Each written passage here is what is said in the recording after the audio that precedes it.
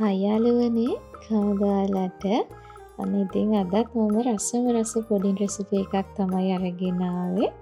මේක හදාගන්නේ අපි Marie biscuit වලින්. ඉතින් අපි බලමු කොහොමද මේ රස මාරි පුඩින් එක හදාගන්නේ කියලා. මේකට අපිට පොඩි මාරි බිස්කට් පැකට් දෙකක් අවශ්‍ය වෙනවා.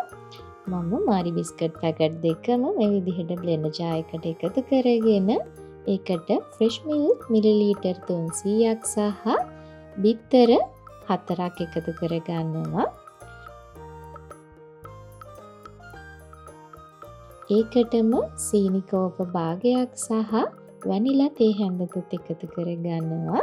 ලුණු කුඩු සල්ෆෙකුත් එකතු කරගෙන මේ ටික හොඳින් මේ විදිහට බ්ලෙන්ඩ් කරගන්න ඕනේ. දැන් මම සීනි කැරමල් එක හදා ගන්නවා.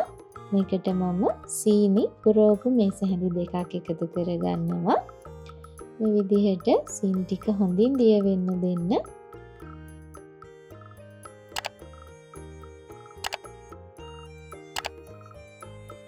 සීනි ටික හොඳින් දිය කරගත්තට පස්සේ නටන උණු වතුර මේස හැඳි 3ක් 4ක් වගේ එකතු කරගෙන සීනි කැරමල් එක හදා ගන්න ඕනේ. එතනදී හොඳින් මේ විදිහට සීනි පැණි එක දිය වෙලා තියෙන්න ඕනි. දැන් මම පුඩින් එක සෙට් කරගන්න ට්‍රේ එකට මේ විදිහට සීනි කැරමල් එක එකතු කරගෙන හොඳට ට්‍රේ එක වටේම මේ සීනි කැරමල් එක මේ විදිහට අතුර ගන්නවා. දැන් මම හදාගත්ත මගේ පුඩින් මිශ්‍රණය මම මේ විදිහට ට්‍රේ එකට එකතු කරගෙන වතුර යන්නේ නැති වෙන්න ෆොයිල් එකකින් හොඳින් මගේ ට්‍රේ එක මම ආවරණය කරගන්නවා. ඔයාලට මෙතනදී හොඳට වැහෙන මොඩියක් උනත් පාවිච්චි කරන්න පුළුවන්. දැන් මම සාමාන්‍ය ගින්දරේ විනාඩි 20ක් 25ක් වගේ මේ පුඩින් එක ස්ටීම් කරගන්නවා. ඔන්න මේ තියෙන්නේ මම මේ විදිහට ස්ටීම් කරලා හොඳින් නිවෙන්න තියාගත්ත පුඩින් එක.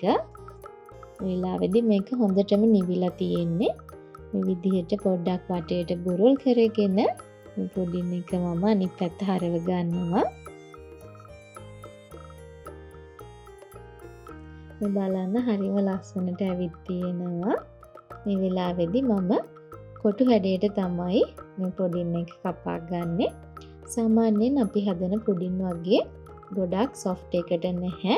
ටිකක් හයිය ගතියට තමයි තියෙන්නේ. සාමාන්‍යයෙන් චීස් කේක් එකක් වගේ හරිම රසයි. ඔයාලට ඉක්මනින් ලේසියෙන් හදාගන්න පුළුවන් පුඩින් රෙසිපි එකක් තමයි ඉතින් මේක. ඔයාලත් අනිවාර්යෙන් හදලා බලන්න. රස කොහොමද කියලා කමෙන්ට් එකක් දාන්නත් අමතක කරන්න එපා. විකටම මගේ වීඩියෝ බලන්න මාත් එක්ක එකතු වෙලා ඉන්න කියලා ආදරෙන් මතක් කරනවා.